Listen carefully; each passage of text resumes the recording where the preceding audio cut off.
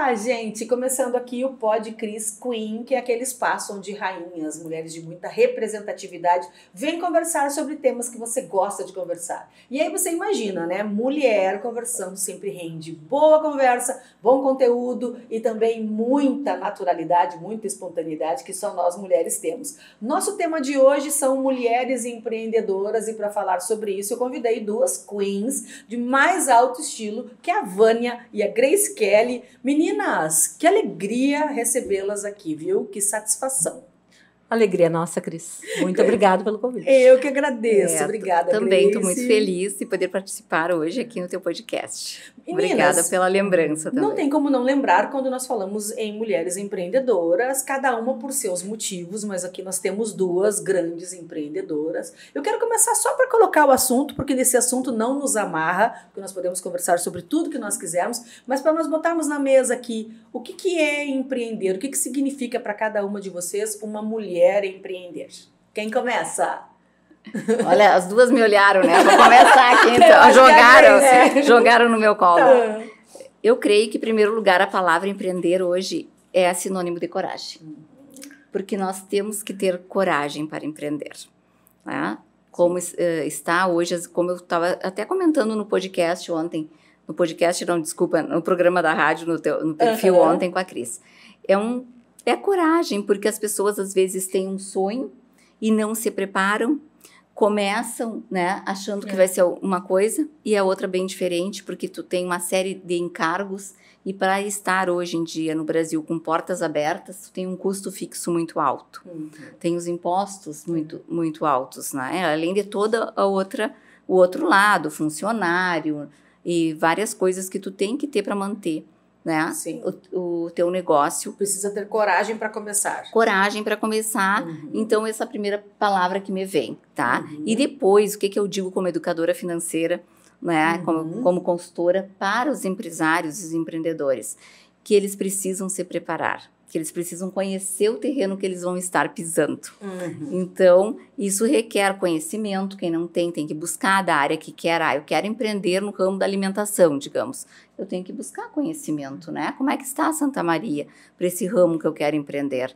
Levantar dados e depois eu tenho que saber me preparar. Quanto eu vou precisar para fazer isso? E em quanto tempo eu vou poder tirar alguma coisa desse negócio? Porque não é assim, abrir, começar e achar que no mês seguinte eu já vou poder estar tirando um prolabore. Então, tem várias coisas, mas agora eu vou passar a palavra aqui para a Vânia. Para ti, Vânia. Para mim, empreender, além da coragem, claro, que é uma característica que coragem refere-se ao coração. Eu acho que tu tem que ter uma ação, agir com o coração. Para mim, esse nome de coragem. Tu tem que ter coração, só que tu tens, como ela falou, que estar com a mente muito ligada aos passos que você vai dar. Por exemplo, eu desejo, eu sonho. No meu caso, eu nunca sonho. Eu desejo, traço um objetivo e sigo minhas metas. E sempre, o sucesso, no meu ponto, sempre foi garantido para mim. Quando eu inicio o negócio, quando eu pego algo andando, que eu sei que tá bom, eu também chego ao objetivo, porque eu liquido e tiro o que não está me servindo mais, no caso, para o meu empreendimento. Né? Como ela falou, um sonho. Tu tem um sonho, né? Mas como é que tu vai realizar isso aí? Né? Tu fez esse estudo de mercado, né? Quem são teus clientes? Qual é a capacidade de pagamento que os teus clientes têm para comprar o teu serviço? Tu estás na direção certa? Em quanto tempo? Se tu pegares dinheiro, no meu caso, nunca peguei dinheiro do terceiro, pegares um dinheiro, como que eu posso pagar isso aí? Em quanto tempo eu vou recuperar, além dos juros? Então, eu acho que empreender, eu acho que a gente tem bastante gente quebrada no mercado. Eu observo isso. Sim. Muita gente quebrada. E esse quebrar é pelo despreparo? É por não ter pensado em todas essas etapas, esses processos que vocês estão falando? No meu ponto de vista, Porque às vezes assim, eu sonho. Gente, sonhar. E no meu caso, sonhar é uma coisa muito aleatória. Sonho é ideal. Tu tem que ter um objetivo, né? Tu sonha com os pés no chão. Sim. Tu tem que andar com os pés no chão sempre, né? Tu tem que te preparar para o imprevisto, para o temporal. A única coisa que não nos preparamos, eu acho, eu me preparei um pouco, foi para uma pandemia que ninguém esperava. Ninguém. No meu caso. Que nós estávamos mas eu acho que conversando ninguém, agora. Não, ninguém esperava, mas bastidores. principalmente no meu setor, que era de eventos. Ninguém nunca esperou isso, né? Nem eu. Ninguém sonhava com um diabo de um vírus. Hoje já não é algo novo. Não, hoje não. Mas, então, hoje eu acho que os que não morreram, no meu caso, dos eventos que não morreram durante a pandemia, empresas, eu me refiro a pessoas, empresas que fecharam, eu acho que elas aprenderam bastante, sabe? Ou migraram para outro negócio, se adaptaram. Porque eu e a Vânia estávamos conversando sobre isso nos bastidores agora ali, e ela me falando, né, que ela estava preparada quando chegou a pandemia. E como eu falei, e falo sempre, 99% das pessoas, dos empresários, não estavam preparados. Mas a Vânia, ela tinha, como ela falou agora aqui, sempre o pé no chão, né? Nunca agir só pela emoção. E o que eu vejo, muitos empreendedores não dão certo, respondendo um pouco a pergunta também da Cris, é porque não tem o pé no chão, agem pela emoção. E vocês sabiam que nós temos um caminho para transformar o sonho em realidade, que é primeiro, tu coloca o sonho no papel. Aí tu transforma ele em objetivo. Aí depois que ele vira um objetivo, bom, ele está no papel detalhado, eu fiz um planejamento, né? Aí eu coloco o prazo. Tá, mas esse planejamento, será que eu consigo isso aqui em 6 meses? Ou será que eu consigo em 1 ano? Tá, eu quero abrir um negócio, né? Mas será que eu vou ter tudo isso aqui ou eu vou precisar de 1 ano para me preparar? Então, tu pôs data. Quando tu coloca data, ele vira meta. Então, eu tenho uma meta, né? De até 1 ano me preparar para ter um negócio. Então, muito falta isso nos empreendedores no Brasil. E isso é uma das coisas que leva a pessoa a não se planejar, né? A não ter os números bem claros, até o público, o nicho que eu quero atingir. Tá, eu quero, por exemplo, abrir uma loja de confecções. Mas que nicho que eu quero atingir? Que público?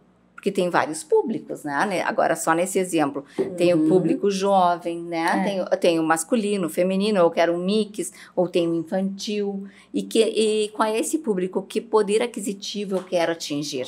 Também, porque não que uma vai ser mais popular e pode dar super certo, porque ela está focada, né, para produtos mais populares. Outra pode ter roupas de grife, mas estar focada para o seu aquele público-alvo e dá super certo também. Mas aí as pessoas às vezes começam perdidas, misturam muitas coisas e não sabem para que caminho vão.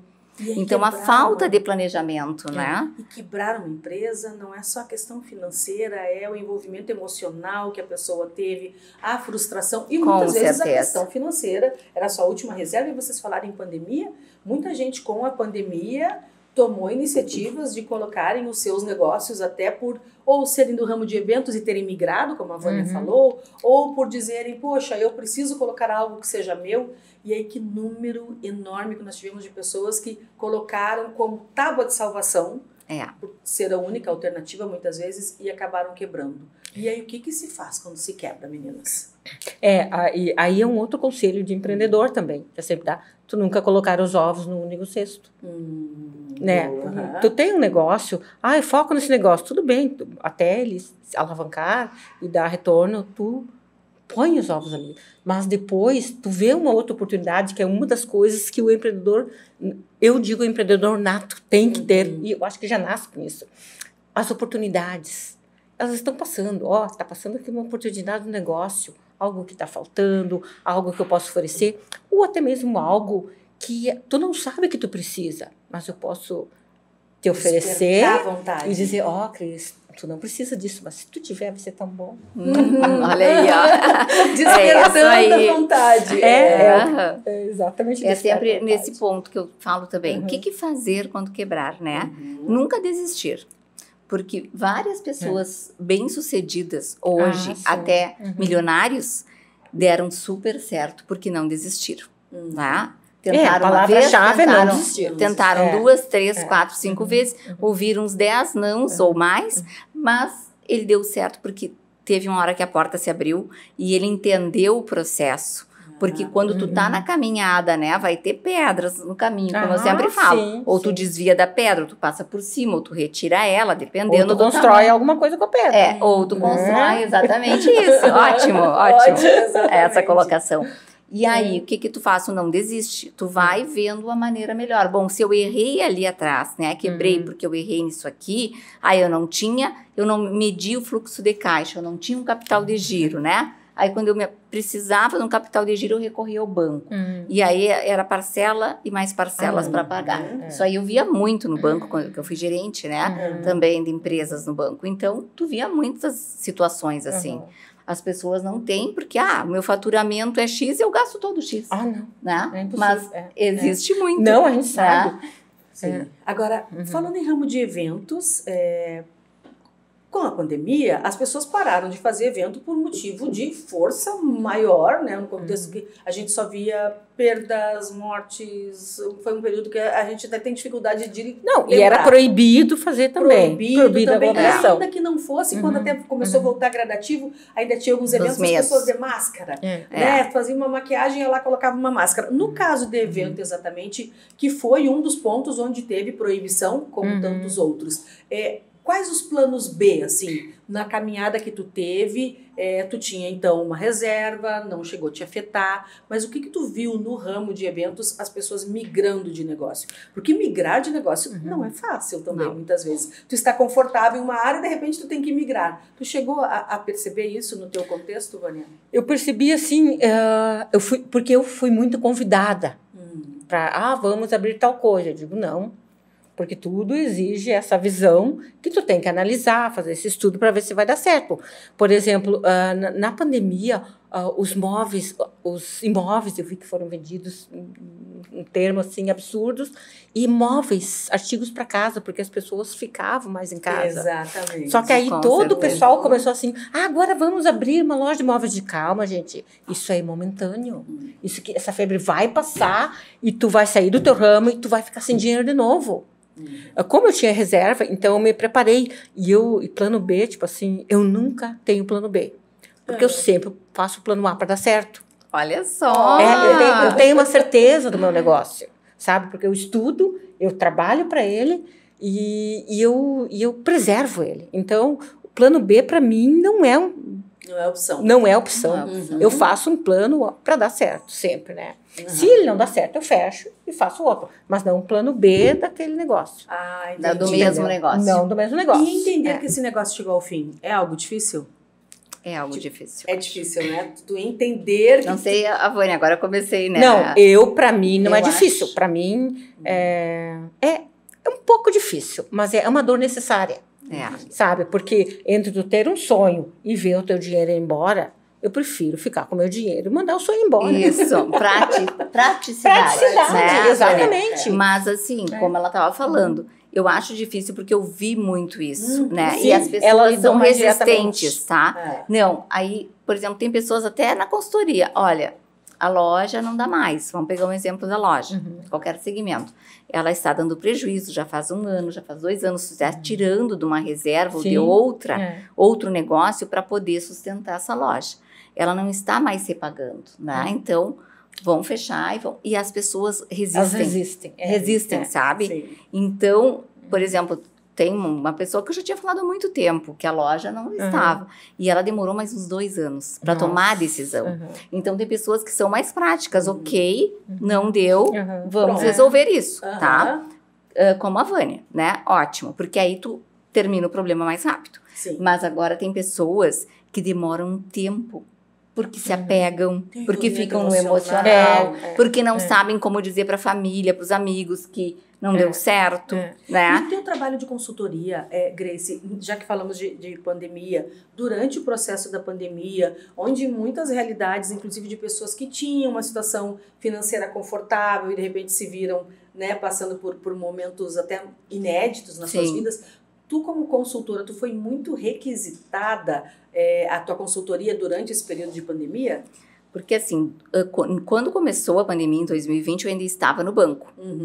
Foi aí que me deu o despertar, que eu queria ajudar as pessoas lá na raiz do problema. Não só, né, concedendo empréstimos, enfim, a gente também prorrogava prazos, mas eu via que aquilo ali ia estourar, que era só um remédio para dor de cabeça, como eu falei para a Vânia. E aí me despertou, eu queria ajudar, mas eu tenho que me preparar para isso. Aí eu fui me especializar. Em 3 meses que eu já Estava fazendo curso para ser uma educadora financeira, me apaixonei. Eu digo, é isso aqui, meu propósito de vida. E saí do banco, né? Mas já saí atendendo. Então, quando eu fui porque a minha filha que dizia, ela é influencer, né? Digital influencer, ela dizia, mãe, agora tu tem que ir para as redes sociais. Ah, que bacana! E eu era muito tímida, gente. Eu nem falava em público. Porque durante a tua trajetória de banco, isso é necessário. Eu atendia um cliente ali por vez, tudo bem, relacionamentos, mas não em público. Então, nas redes sociais, eu era muito discreta. E ela disse, mãe, tu tem que começar a falar nas redes sociais que tu não é mais bancária, senão as pessoas sempre vão ter a Grace, né? Foi toda a vida bancária. E que não vão saber que tu estás agora com consultoria e mentoria. Aí eu comecei a gravar, né? Os primeiros vídeos bem encabulada, né? Repetia 1000 vezes aquilo tudo. Mas nos primeiros vídeos já surgiu efeito, porque as pessoas começaram a me chamar. Grace, eu não sabia, eu preciso da tua mentoria, eu preciso da tua consultoria. Tu já tinha uma confiança toda na tua trajetória de banco, Isso. né? Sim. E aí começou, porque as pessoas começaram a ver e me contratar. Aí sim, começaram a vir. Então, quando eu comecei, já começou a vir os clientes automaticamente me chamarem.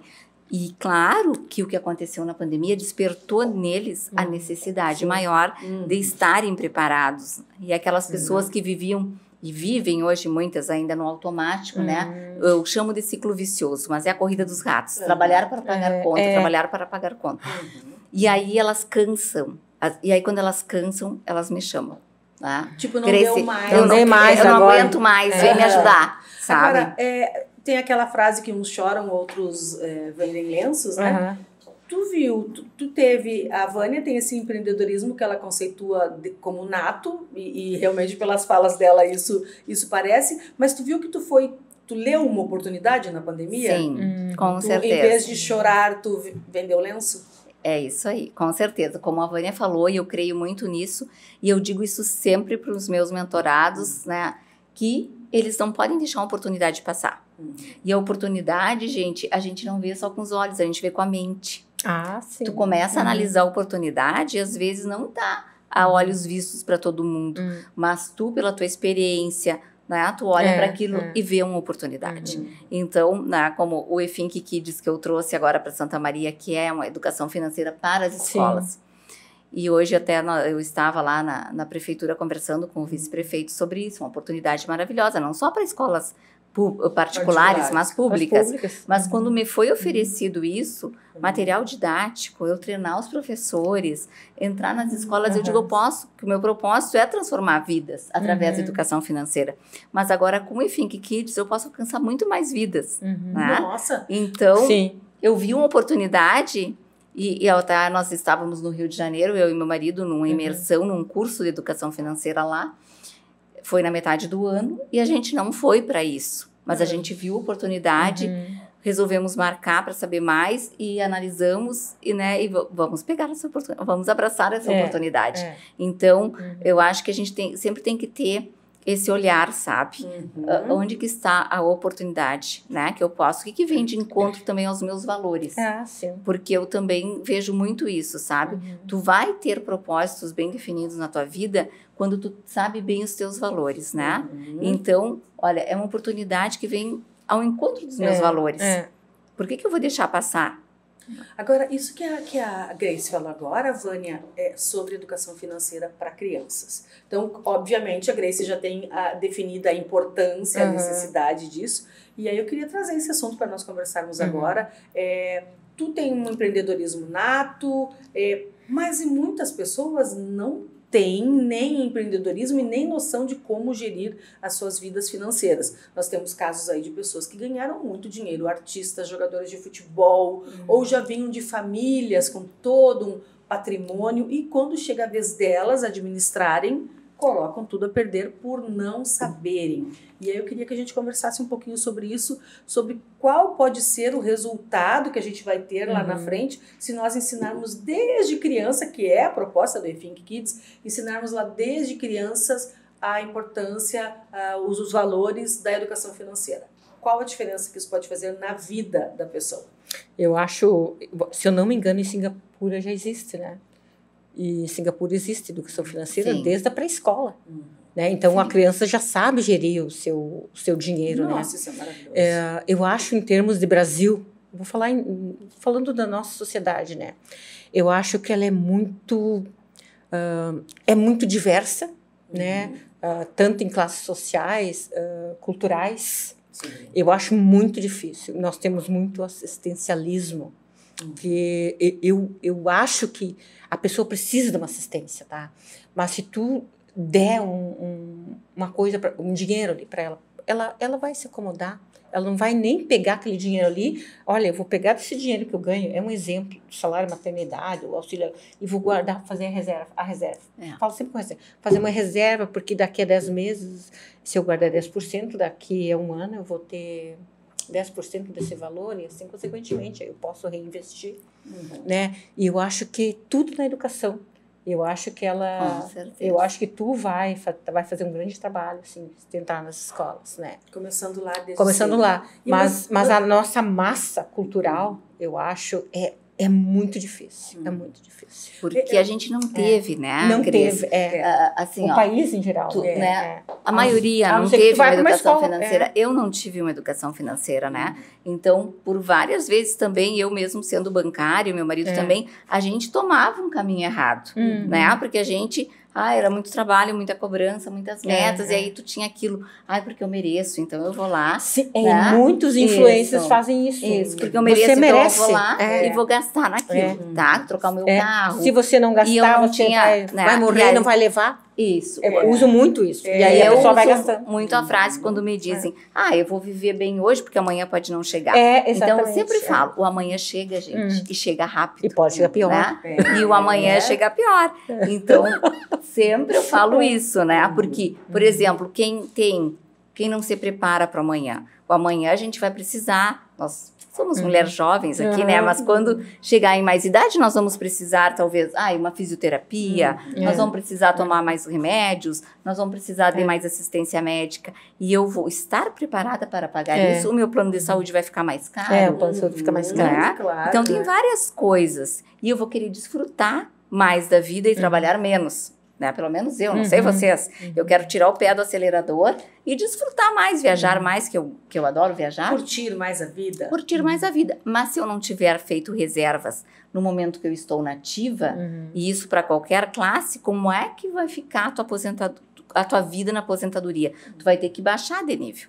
Mas voltando agora para a importância, né? Então, os jovens e as crianças que vão estar tendo essa educação financeira agora, o Colégio G10 já trouxe para Santa Maria, né? Está com o Think Kids lá para os jovens do ensino médio. Eles que já vão ter esse conhecimento, quando eles entrarem no mercado de trabalho, com certeza eles já vão fazer uma reserva. Sim. Com certeza eles vão saber esperar. Tá, ou eu compro esse celular novo agora e parcelo em 1000 vezes, ou esse tênis de marca, ou eu espero e guardo o dinheiro, e quando eu tiver dinheiro eu compro um celular, nem precisa ser o top, porque eu tenho que ter uma reserva para outras oportunidades que aparecerem.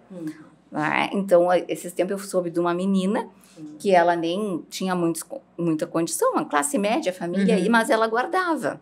Tá? E aí ela teve a oportunidade de ganhar uma bolsa, uma viagem, que era uma bolsa, e os pais não tinham como pagar. Ela disse, mas eu tenho, porque eu tenho a minha reserva. Olha só, que bacana. Então, vê a mentalidade. Né? Então, assim, e as minhas filhas também já têm essa mentalidade, porque eu venho trabalhando isso nelas. Então, minhas filhas, as duas têm reservas, não só dos desejos, como eu digo, é uma viagem, que elas já viajam por conta, né? Mas elas têm a reserva do futuro, é aquela reserva que elas vão desfrutar lá no futuro e que elas não vão mexer. Olha só, então elas administram isso.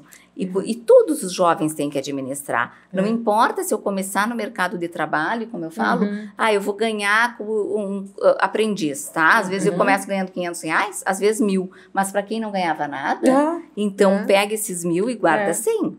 Pega esses 500 e guarda 50. Eu tenho que ajudar em casa. Ótimo, eu também tinha.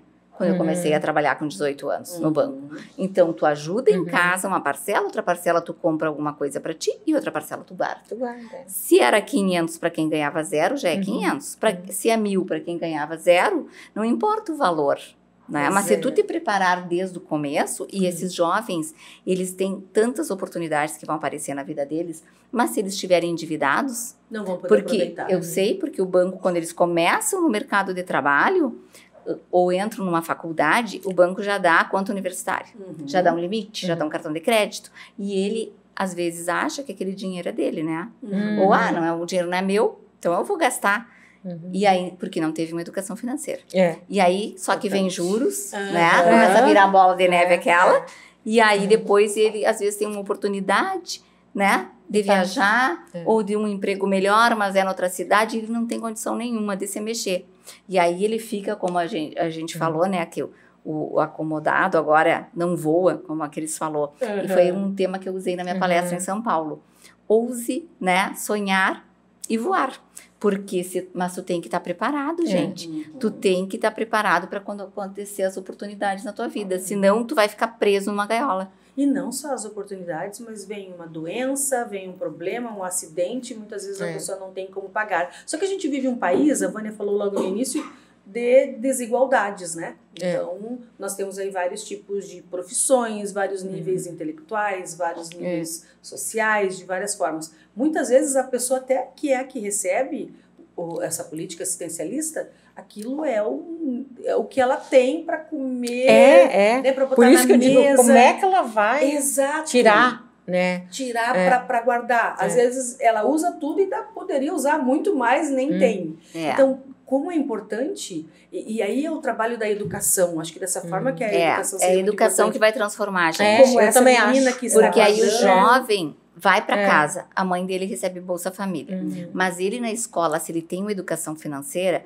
a educação financeira com empreendedorismo, que é o Think Kids traz também, vai levar ele no que tu é bom, o que tu pode fazer, no que tu pode começar a trabalhar, né? E aí ele vai levar esse conhecimento para dentro das casas, da família, né? Então, aí vem a transformação. É alguém da família já pensando diferente. Não ficar ali só esperando cair o Bolsa Família, caiu o Vale Gás. Não sei se existe ainda o Vale Gás, agora existe, né? Então, aí vem um jovem para dentro de casa e começa a questionar. Mas, mãe, por que tu não trabalha também? O que tu sabe fazer? Ai, meu filho, eu sei fazer bolo. Então vamos vender bolo. Uma pessoa, eu já tive uma palestra falando de uma pessoa encantadora, o Tinga. O Tinga dizia que morava na favela e ele via, a mãe dele trabalhava e ele via todo dia a mãe dele chegar com uma sacola de comida. Aí ele pensou, trabalhar é bom. Trabalhar, põe comida na mesa. Claro. E ele começou a trabalhar. Gente, é um espetáculo. É mesmo, que bacana. O Tinga ele lançou um livro agora. Ele lançou também, um livro, eu comprei o livro, muito escrevendo a própria sorte. Olha aí, que Olha bacana. só. Tu que escreve. Quantos casos a gente vê aí, é tão inspirador, depois vocês começarem um contexto social, né, morando em favelas, morando em comunidades. Com certeza. E conseguem transformar agora, suas vidas, ele né? teve, né, essa luz, essa virada de chave. Que ela falou. Mas imagina um professor na sala de aula falando para esses alunos que eles podem mais, que eles podem ter um outro futuro diferente dos pais, que eles podem fazer diferente. Gente, isso muda uma sociedade.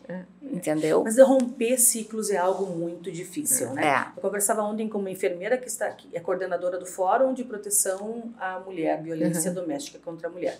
E ela estava falando sobre romper o ciclo da violência, o quanto é difícil. E romper o ciclo da dívida, né? O ciclo do assistencialismo, o ciclo do vou trabalhar tantos meses para ganhar o seguro-desemprego. Aí, claro que nós não estamos desconsiderando a questão social, que é muito difícil. Vivemos em um país aí muito dá um tema para vários podcasts. Mas romper este ciclo do eu tenho 100, eu gasto 200, porque aí 100 eu tenho na mão, mas aí romper esse ciclo também é muito difícil. E romper o ciclo da mulher empreender. Eu queria saber a opinião de vocês. Se mulher tem mais dificuldade em ser empreendedora ou pelas suas faculdades, seus dons naturais, suas habilidades, seu conhecimento, ela equilibra. Qual a opinião de vocês?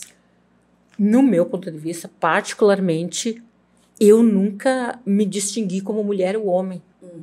Eu sou um ser humano, uma pessoa que tem uma mente independente.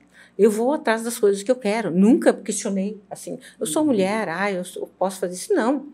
eu sou capaz de fazer o que um homem faz, assim como eu acho que o homem pode fazer o que a mulher faz, né? Mas nunca pensei dessa forma. Nunca sentiu dificuldade? Nunca senti dificuldade. De ser mulher. Quando me posicionei, os homens me respeitaram, né? Aqueles que não me respeitaram, tirei de lado. Então eu sigo, é isso que pensa, se eu vou bancar a vítima, coitadinha, coisa assim, tu não vai adiante, tu tem que mostrar que tu tem força. E é tão engraçado, a minha história em particular, né? Porque como eu sempre meti a cara e bati o pé, as pessoas usavam a seguinte frase para mim: mas como tu é bem macha. Quer inventar. Olha, então a coragem é relacionada a macho, não ao homem. Isso é interessante. Nós até já conversamos em uma outra oportunidade com outras mulheres, que muitas vezes a mulher, no teu caso, as pessoas identificavam características masculinas, mas muitas vezes a mulher, ela se apropria de algumas características masculinas para ser respeitada no seu meio de trabalho. E aí nós estamos falando, muitas vezes a mulher entra em um meio que é um pouco hostil à presença da mulher. O próprio meio político é assim, né? Sim. E aí ela passa a diminuir a sua feminilidade, a ser mais dura para se fazer respeitada. Quando a mulher é exatamente o que tu falou, ela não precisa ter características masculinas, porque não é o homem unicamente que é líder, ou que é empresário, ou que é empreendedor, ou que tem que ser respeitado, engajador. Não, é o ser humano realmente. É o ser humano. A mulher não precisa abrir mão de suas características para isso. Né? Tanto que nós temos, se tu olhares na história, as maiores invenções foram feitas por mulheres. Grandes isso que eu ia falar também. Então, acho que as mulheres estão até à frente na criatividade, na versatilidade. Os homens que me desculpem, né? Os homens que estão aqui nos bastidores, mas eu creio que as mulheres têm mais, eu digo assim, elas fazem várias coisas ao mesmo tempo. E o homem isso é comprovado pela ciência, né? E o homem fica na caixa dele. E a mulher, ela empreende aqui, Hoje até o meu marido disse uma coisa bem... Hoje eu tinha várias atividades e saio daqui e ainda vou para um curso, tá, gente? Que maravilha! Então, hoje meu dia foi bem corrido. E aí, meu marido disse que eu tô cansado só de te olhar hoje, né? E aí eu pedi para ele pegar umas coisas para mim na gráfica, enfim. E ele, Grace, eu canso só de te olhar. Tem tantas coisas que tu faz ao mesmo tempo. Porque o homem, ele não tem essa característica. É uma questão anatômica, né? E a mulher tem, sabe? Tu já vê o filho em casa, o que vai levar de merenda para a escola, o que vai vestir, né? E aí tu já sabe o que vão comer. As minhas filhas estão moças hoje, mas quando eu fiz muito isso, né? Trabalhando no banco, mas administrando a casa e estudando e sempre fazendo cursos fora, enfim. Mas a mulher consegue fazer. Isso. E o homem, ele já se ata. Se tu pede, hoje é contigo levar o filho no colégio e ver a merenda. Ele esquece o filho acabou o mundo. Acabou o mundo. Então, e eu sempre tive isso que a Vânia falou agora. Eu sempre me posicionei, tá? Eu sempre me posicionei para ter o respeito no meu ambiente de trabalho, né? Então, também tive problemas, né? Em 30 anos de banco, no mundo corporativo, sempre vai ter. Sim, normal. Mas... eu sempre me posicionei para me respeitarem. E até tem um caso muito curioso que eu digo que uma vez eu vim para Santa Maria, estava em Livramento, e eu vim ser gerente de um posto do banco dentro do Exército. Né? Então, ali na UPIP, que é o posto dos pensionistas do Exército. Sim. E aí, gente, eu fui trabalhar num ambiente só com homens, né? Porque aí tinha ali os do exército, tanto o tenente, os outros sargentos, soldados, todos que atendiam ali aquela área que é dos pensionistas, né, da reserva do exército, e eu com o posto do banco lá dentro, né, sendo a gerente do posto ali, e eu pensei, eu vou ter que impor o meu, né, impor respeito para eles me respeitarem e saberem. Mas foi assim, aí então eu tava sempre de cara fechada, né, não abria um sorriso nunca. E aí um dia...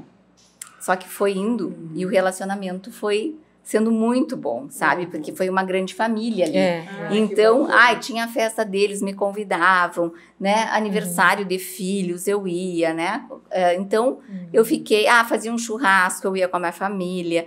Então, eu fazia parte, né? Tu viu em algum momento que tu não precisava ter essa aí postura depois mais aí eles começaram aí eu comecei a baixar a guarda, né? Eu digo, agora já tenho respeito, já tá tudo tranquilo, mas quando eu cheguei era um ambiente estranho para mim.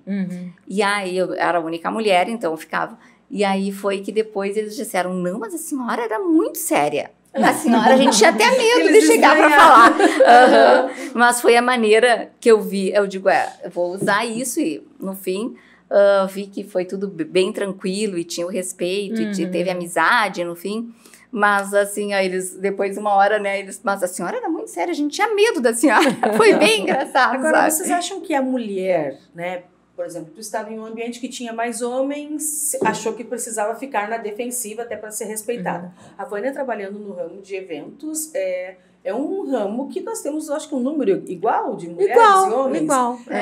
Mas tu como mulher à frente de um evento que envolve, de um salão que envolve, né, todo um apelo histórico, desde a parte anatômica, arquitetônica, uma casa de festas de luxo. Em algum momento tu achou que tu precisava mostrar pela tua força, pelas tuas roupas, pela forma de tu falar, para que tu tivesse o respeito?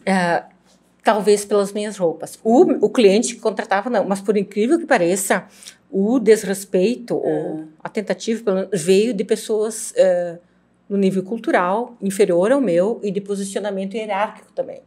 Porque eles acharam que não acharam que eu era dona, que eu era gerente. Porque eu sou uma pessoa simples. Eu não vou lá, eu não sou assessora, eu não vou arrumada no evento, eu vou lá para trabalhar, para ver se tudo corre bem durante o evento. Então, o que eu visto? O preto básico, um rabino, não maquio nada, e fico por lá.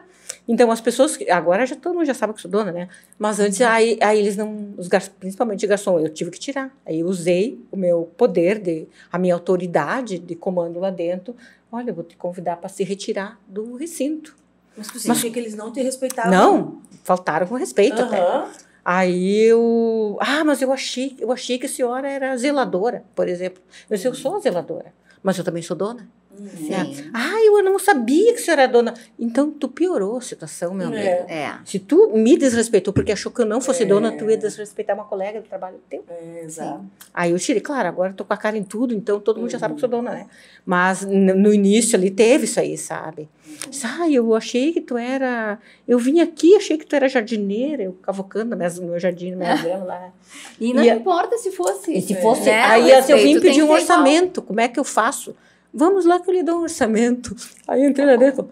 Tu que é dona? Sim. Sou eu dona pela vestimenta. Mas eu claro, agora estou me vestindo um pouquinho melhor, mas eu gosto de estar simples. Eu não gosto de chamar a atenção mais do que o meu cliente, mais do que o assessor, porque eu estou lá para servi-los. Eu não estou lá para ficar aparecendo, sabe? Mas tu teve uma mudança, né, Vânia? Tu teve uma mudança de comportamento, porque talvez o teu dress code tenha te dado uma autoridade maior, ou a tua autoridade mudou o teu dress code, eu não sei o que mudou o que, mas tu teve uma mudança tanto da forma de se vestir, como da tua forma de agir. Tu se apoderou, tu se apropriou do teu poder? Eu entendo assim, ó. Eu criei o Ouro Preto, eu só enxergava o Ouro Preto numa empresa. Só que como a gente está numa cidade pequena e as pessoas gostam muito de saber quem está por trás da empresa. E eu disse, eu tô lá de abrigo, de jaquetão, coisa assim. E eu disse, não, mas aparece. Aí pessoas importantes vindo de muitos lugares. Eu quero conhecer a dona. Tava eu lá de rabine, de jaquetão. Aí tu, sim, sou eu, porque... não sei o que eles esperavam, né? Aí depois eu fiquei pensando, claro, aí depois também teve a história, tu tem que falar sobre o teu empreendimento. Não, mas eu não quero falar, meu empreendimento fala por si. Não, Vânia, mas as pessoas querem te conhecer. Aí que eu fui fazer um curso contigo, né? O relacionamento também, pra falar, também. Porque eu tinha assim, ó, eu não sabia o tom de voz usar, não sabia, se eu vou gritar, se eu vou falar baixo. Então, nada disso eu sabia para comunicar ao público, mesmo tendo feito o Dale Card, Enneagrama. Eu não tinha esse conhecimento. Eu tinha autoconhecimento, mas não tinha o conhecimento da voz, técnicas de voz. Que aí eu fiz com você. E o crescimento da Vânia durante o curso foi algo muito significativo, porque eu não via a Vânia se posicionando em redes sociais. Via entre as nossas conversas de amizade. E, de repente, inclusive, interpretava autores. Olha só. Falava muito bem. Agora, vocês acham que a mulher ela é mais cobrada. Nós temos aí, por exemplo, o etarismo, né, que a mulher começa a envelhecer, a mulher e os nossos cabelos brancos não deixa de ser uma coragem, né, Vânia? Porque as mulheres, as pessoas ligam muito o fato de envelhecer, tá velha. O homem com o cabelo branco charmoso. É charmoso. Interessante, a mulher com o cabelo branco, ela é velha, né? Então nós temos aí algumas coisas que a mulher acaba sendo vítima meio naturalmente. Nós temos, então, a questão do etarismo, nós temos a questão da aparência, porque o homem envelhecer também deixa ele charmoso, e nós, sem procedimentos, ou sem um creme, ou sem uma roupa, ou sem a nossa aparência, o nosso rótulo é velha. A mulher, vocês acham que ela é mais cobrada do que o homem? O homem, naturalmente, ele é mais favorecido do que a mulher? Eu acho que é mais cobrado. Eu acho que a mulher é mais cobrada. Mas pegar um homem relaxado também não, né? Não. Não, vá se cuidar também. Relaxamento pra ninguém, Deus o livre. Mas a mulher é mais cobrada. A mulher é muito cobrada. O cabelo branco, ele tem um peso, assim, né? As pessoas, elas rotulam. Tá na menopausa. A menopausa, ela é mal amada, para não dizer outras expressões, né? A mulher, ela está mais velha, ela já não é tão produtiva. E esse estigma não tem sobre o homem, né? E também, uma coisa que eu enfrentei foi há anos atrás, né? Porque, como eu disse, as minhas filhas, uma tem 23 e outra tem 28 anos. Mas quando eu estava grávida, né? Teve uma época que eu tinha... precisei pedir uma transferência, enfim, de cidade, né, em função do meu marido e tal. E aí eu ouvi de um gerente que ele não contratava mulheres com filhos. Imagina, que ele não queria mais, que ele queria contratar homens.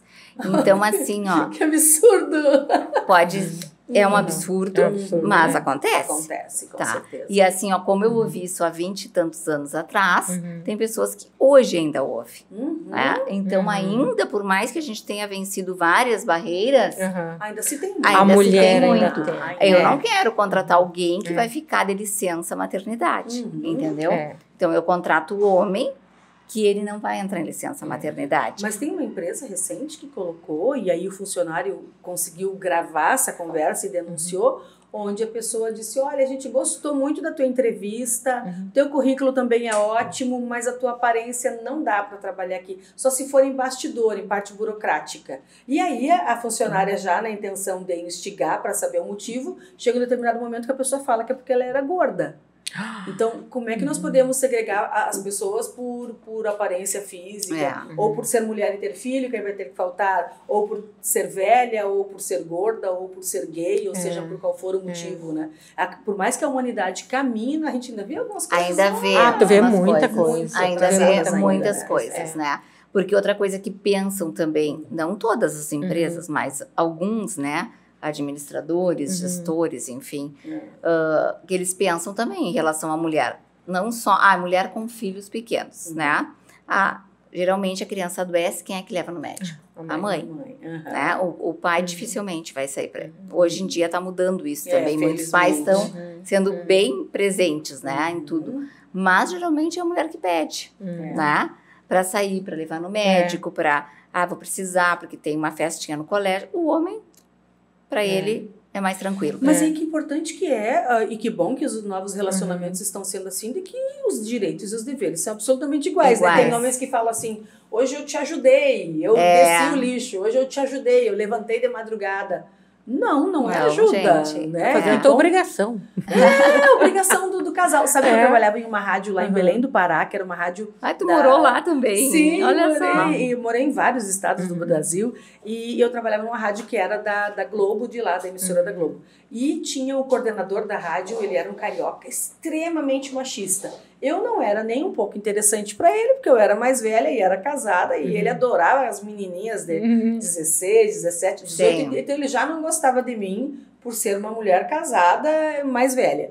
E aí um dia eu toquei uma música e ele me ligou e disse, essa música que tá tocando é do Legião Urbana, era aniversário do Legião Urbana. E eu falei, do Renato Russo, porque hoje é aniversário do Renato Russo. Eu falei, né? Então eu pensei que Cris, tu não pensa. Ele me falou que eu não tinha capacidade de pensar. Pelo telefone, a rádio ao vivo lá, tocando. Acabou aquela música tinha que colocar comercial e eu continuei na conversa com ele e aí ele me fez ofensas nesse sentido, de que eu não tinha capacidade de pensar e outra que eu achava que eu era uma estrela, se eu achava que era uma estrela eu pegasse a minha bolsinha e fosse embora e foi exatamente o que eu fiz, deixei a rádio fora do ar, fechei o estúdio para que ninguém conseguisse colocar a rádio no ar e fui embora. E mostrei para ele que eu pensava assim e que eu não, principalmente que eu não admitia ser tratada desse jeito. Mas aí nós temos esse caminho, que é o nosso caminho de mulheres que se posicionam e dizem isso eu não aceito, isso eu aceito. Mas e aquela mulher, meninas, que está lá dentro daquela casa, que muitas vezes sofre uma violência psicológica tão grande que ela passa a achar que ela é feia, que ela é velha, que ela não é mais interessante, que ele não tem medo que ela traia porque ela tá velha, tá feia, tá gorda, tá tantas outras expressões pejorativas.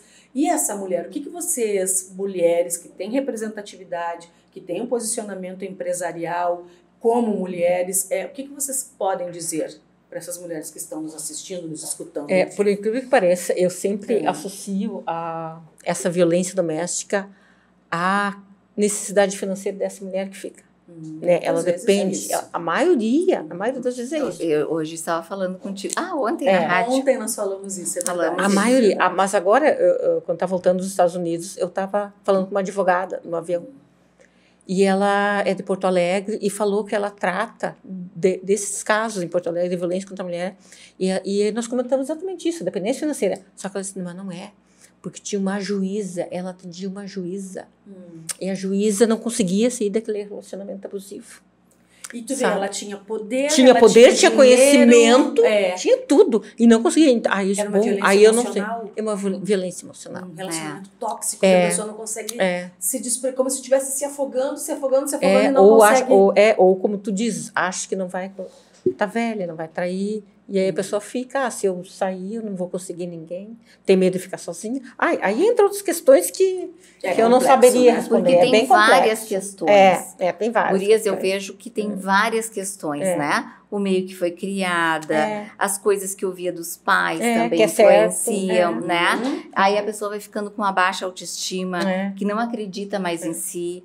Ou começou nesse relacionamento, né, com amor até, ou com respeito, e no fim foi, né, sendo vítima dessa violência, às vezes não é a física, mas é a violência verbal, que é mais dolorida, às vezes eu ouço isso, do que a física, né, porque ela vai fazendo tu acreditar que tu não tem condições, que tu não é capaz, que tu não é ninguém, que tu não vai conseguir ninguém, e isso... Tem vários casos que eu acompanho, tá? Que realmente a pessoa fica com a autoestima dela muito baixa, né? Agora, então, por que a mulher, ela tem isso, meninas? De achar que...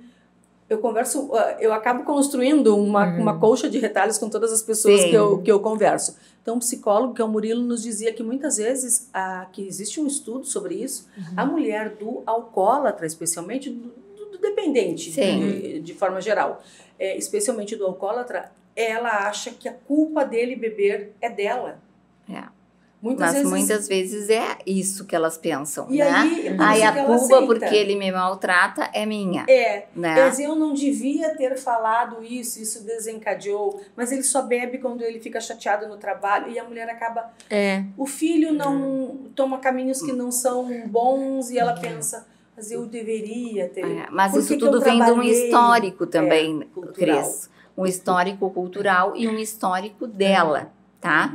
Da vida dela, porque às vezes tu vê que às vezes são duas pessoas criadas iguais, né? Irmãs, por exemplo, e que uma aceita tudo e a outra não, né? E a outra se manifesta, se posiciona e não aceita esse tipo de relacionamento.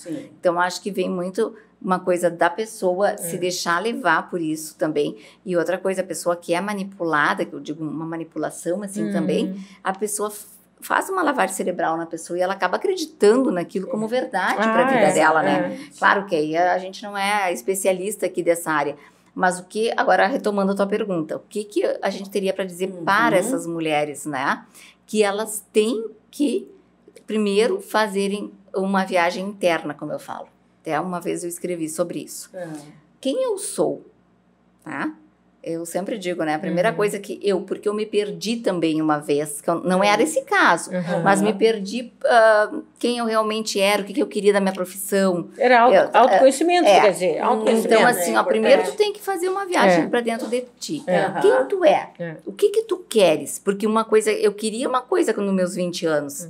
Depois, agora, nos meus 50, eu quero outra. Então, a gente tem que ressignificar sonhos. Se eu tinha um sonho lá, hoje aquilo não faz sentido mais para minha vida, né? Então, às vezes, elas se perderam no caminho, como eu digo, que eu me perdi uma vez também. E ficam, tá? E agora, eu digo assim, ó, primeiro, quando eu comecei a mergulhar nisso, de quem eu sou e o que eu quero da minha vida, para me encontrar de novo nesse caminho, uma coisa bem importante, primeiro, eu me identifico, né? Porque eu tenho muita fé em Deus, tá? E primeiro a primeira resposta que veio para mim é que eu sou uma filha amada de Deus.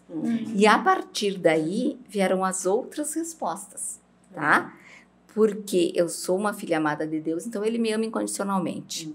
Então eu vou ver as outras coisas, né? Como esposa, como mãe, como profissional, o que eu quero?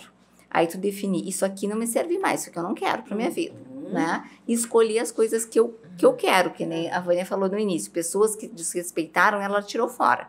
Então, situações, essa situação eu não quero para minha vida, eu quero viver assim.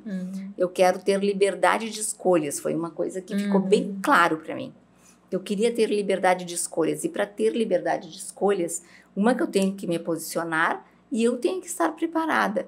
E uma coisa que tu tem que estar preparada é também a luta pelos teus sonhos, pelos teus objetivos, né? E então, primeiro fazer essa viagem interna. Quem eu sou e o que eu quero. E aonde eu quero chegar. Tá? E aí, tu tem que ter a coragem para enfrentar tudo que tu tem que enfrentar. Sim. Tá? Voltamos à palavra coragem, que foi a primeira. Começamos. Onde vai estar teu coração, lá estará teu tesouro. É verdade. Coragem. Agora, ser mulher é fácil, de forma geral, não para empreender somente, mas tem pessoas que falam que quando nasce uma filha mulher, ela já nasce com uma carga de que ela precisa buscar o seu espaço, que ela precisa ser quem ela é, fazer o que ela quer, fazer as escolhas que ela desejar, tanto com relação à sexualidade, quanto à empresa, quanto à profissão, etc. Ser mulher é fácil na concepção de vocês, ou vocês concordam com isso, de que a mulher já nasce com a missão de lutar mais do que o homem? No meu ponto de vista, sim, eu acho espetáculo ser mulher. E quando minha filha nasceu um outro espetáculo. Sabe? Eu nunca vi. Isso aí. Eu nunca disse, coitada, essa mulher. Nasceu um ser espetacular. Mais uma mulher.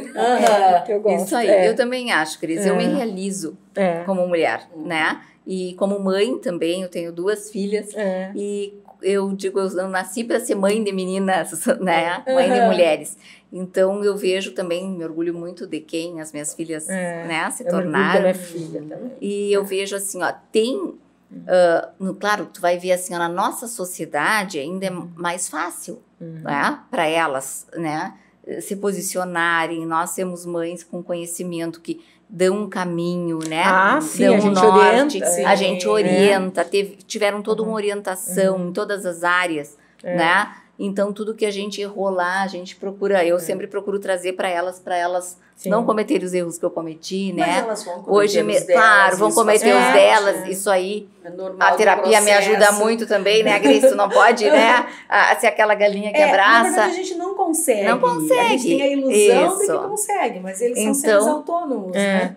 E aí, hoje, a minha filha mais nova também me disse, mãe, eu quero cursar outra faculdade. Ela está terminando uma pós-graduação e está terminando um mestrado, e ela quer fazer. Digo, filha, vai, né? Voa, é o que tu quer, que tu acha que vai te realizar, né? Tem mais o que fazer, mas mãe, tu me apoia mesmo, digo, te apoio. Que coisa maravilhosa poder contar te apoio com apoio. muito. Tu contou com apoio quando tu era esse papel de filha por parte da tua família? Para estudo, para minha mãe, sim. Tudo? Minha mãe sempre me apoiou muito. Sempre acreditou muito, né, em mim e as coisas que eu realizei, muito devo a ela. E aí eu acho que tem agora sociedades, e hoje, por exemplo, a gente está vendo muito, né, tá em alta na mídia, a situação lá na Ilha de Marajó, tá? E hoje eu estava vendo uma menina falar que a mulher, ela não pode escolher quanto lá cultural deles, quantos filhos ela vai ter. É o marido que decide. Digamos, ela chega com 4 filhos, não quer mais, ela não tem esse direito. O marido diz, não, eu quero que nós vamos ter 6 filhos. Então, é cultural isso deles. Para nós é um absurdo, mas é no Brasil. E é cultural. Então, ela estava falando isso. Então, ser mulher lá é bem difícil. Agora, é outra realidade. O norte já tem é outra realidade, né? Só que eu fico pensando, a Ilha do Marajó é alvo turisticamente desejado, frequentado, não só por pessoas do Brasil, mas por pessoas de outros países. Como que só agora surgiu isso? Mas faz tempo que surge, Cris. Só que as pessoas não... porque faz tempo que surge. Só que não... Assim, as pessoas não queriam enxergar. Eu acho que é por aí, sabe? É mais cômodo tu não enxergar, né? E as pessoas que tentaram, né, não tiveram, apoio.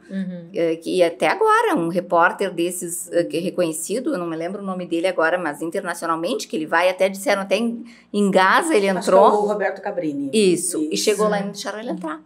Pois é, interessante. Então, até agora tem uma resistência, entende? Teve um prefeito de Manaus, não sei se vocês lembram, tinha ligações dele dizendo, a moça fala, essa tem 9 anos, não me fala, tô apaixonado. Um pedófilo, assim, pior lixo de ser humano, e chegou a ser preso, mas quantos anos ele fez aquilo? E quantos não fazem, que tu não Exato, o norte tem um pouco essa cultura da exploração porque aqui sexual. Também tem, né? Mas não é mais. Então, eu acho que depende das culturas, né? Mas hoje, ainda assim, o abuso, o estupro, a pedofilia, ela é inaceitável. Isso transcende a questão. Com certeza. Né? Mas eu digo assim, que até essa outra questão, porque tem famílias lá que não vivem essa situação em si, né? Que a gente sabe, porque tem famílias lá que... Teve uma mãe que disse, olha, meus filhos, onde eu vou, eles vão comigo, eu protejo, eu cuido. Mas tem isso cultural também, da mulher lá não poder escolher quantos filhos quer ter, né? Pode até ser uma família que não está nesse quadro de abusos. Mas também tem esse quadro de, quanto mais filhos eu tiver, agora vem para a parte social também, mais auxílio eu vou ter, né? O Bolsa Família. E aí lá não chega escola para a maioria. Tem muitos lá, é muito longe, é muito difícil o acesso. Então, eles não têm, né, como mudar essa realidade se não chegar uma escola.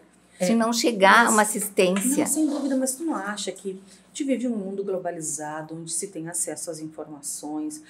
Muitas pessoas falharam nesse processo, Muitas pessoas. Porque por mais que a gente tenha a questão cultural, lá do homem, do patriarcado, da exploração sexual, um governador, um prefeito, um vereador, alguém deveria ter visto, um empresário. Então, quer dizer que todo mundo fecha os olhos, muitas vezes, quando as coisas Eu acredito que sim. O turismo está bom, muita gente ganhando muito dinheiro, vamos deixar esse pessoal aqui com essa realidade, vamos deixar para lá. Então, tomara que sejam apuradas as responsabilidades. A gente teve agora, há pouco, aqui na cidade, um caso de estupro por uma pessoa que era uma pessoa muito conhecida, um fotógrafo da cidade.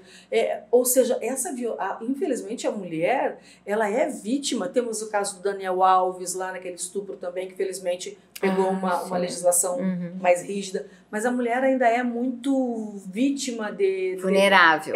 De algumas situações assim, né?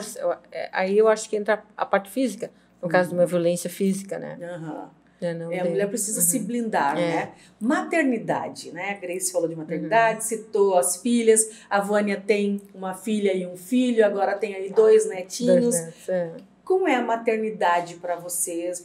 Já que nós podemos ser mulheres e não sermos mães. E ser mulher realmente pode ter as suas lutas, mas é maravilhoso, né? Nós temos capacidades muito desenvolvidas, potenciais enormes. Temos aí mulheres grandes CEOs de empresas, mulheres governadoras, presidentes em todos os cargos políticos. Mas e ser mulher e ser mãe? O que significa para cada uma? Para mim, ser mulher é 50%. Ser mãe é outro 50%. Eu jamais me sentiria completa se não fosse mãe. Era uma das coisas que eu sempre quis. Filhos e um casal, e tive meu casal de filhos. Então, eu tenho a impressão que minha vida eu tracei e sempre fiz tudo que eu planejei nela. Claro, junto veio coisas que eu não queria, mas as coisas que eu não quero, eu jogo fora, ou deixo me incomodar, ou me acostumo. É super prática, ou sou prática, ou me acostumo.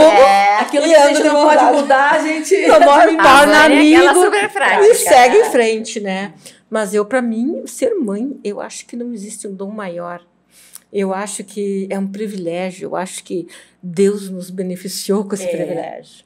Porque sentir um coração batendo dentro do teu ventre, foi a primeira coisa que eu vi no ultrassom, assim, aquele coração, meu Deus, não acredito que eu tô com o universo aí milagre, dentro, né? O milagre da vida. É maravilhoso e assustador. E aquilo transforma, é uma experiência assim que transcende. Ser mãe está ligada, tem um fio o tempo inteiro com teus filhos. O tempo inteiro. Porque tu sabe que o pai não tem isso. E tem pais maravilhosos. Sim. Né?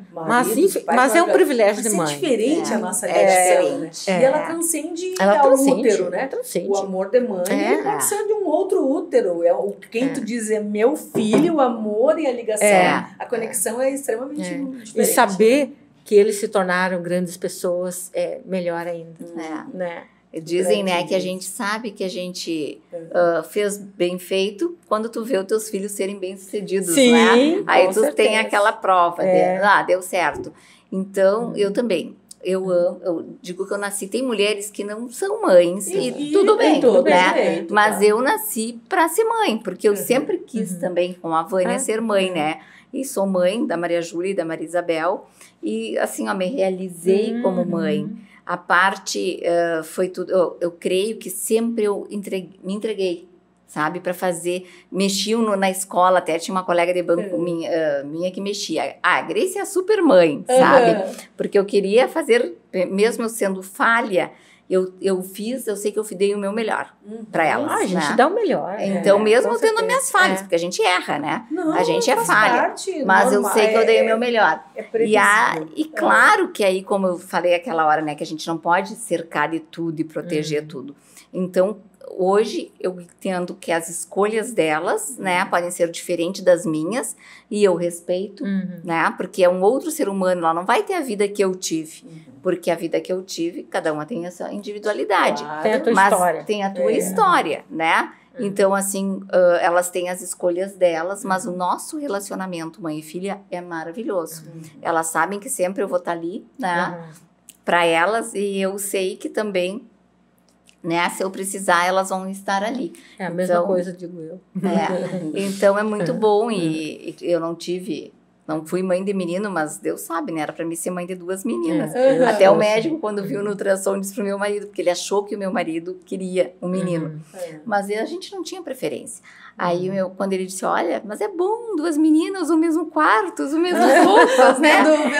Quando vem. Vantagem. Aí ele disse, mas eu já sabia, eu sentia, ele disse, que ia ser outra menina. E ele também é super realizado, como pai de 2 meninas, né? Com certeza. Mas, na verdade, isso não vai fazer tanta diferença, né? Se é menino, se é menina, se nasce com corpo feminino e depois escolhe. E aí tu vê que, como eu falo, as escolhas delas, né? A gente tem que respeitar, tem que saber conviver, e a gente orientou, a gente deu o caminho, né? Então, são pessoas que têm integridade, que têm valores. Pessoas né? com valores. Que sabem o que querem, né? E às vezes, que nem a Bebel, que eu chamo, que é a mais nova, me disse hoje, mãe, eu quero cursar outro curso. Então, quer cursar, minha filha? Vai cursar.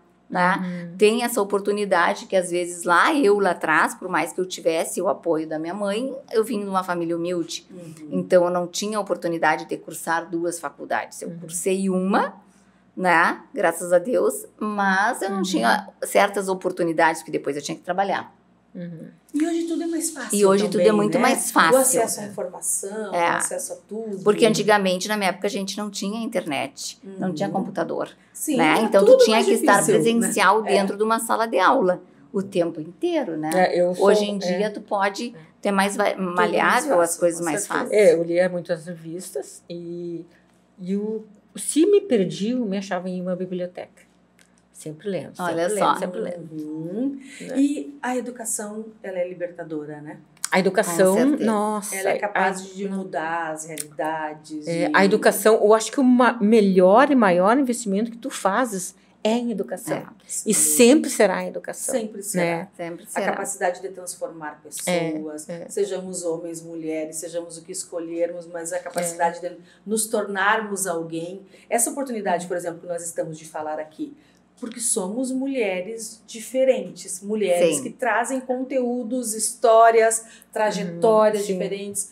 Muitas vezes vencemos, muitas vezes perdemos, muitas vezes somos felizes, em outras nem tanto, mas isso também constrói quem nós somos. E olha que oportunidade que temos de estar aqui trocando essas ideias, inspirando mulheres, seja por uma personalidade como a da Vânia, seja como uma personalidade como a da Grace Kelly, mas cada uma de nós tem uma riqueza para oferecer. Certeza. Né?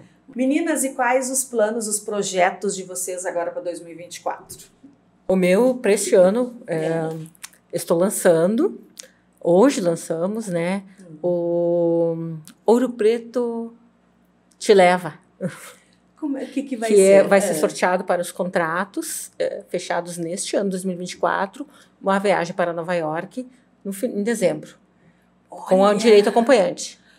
Então, vamos fazer para 15 anos, casamentos e formaturas, porque para empresas eu dou um valor diferenciado, então só para esses eventos grandes 15 mesmo. 15 anos, casamento e formaturas, vai estar concorrendo a Concorre a uma viagem a Nova York em dezembro.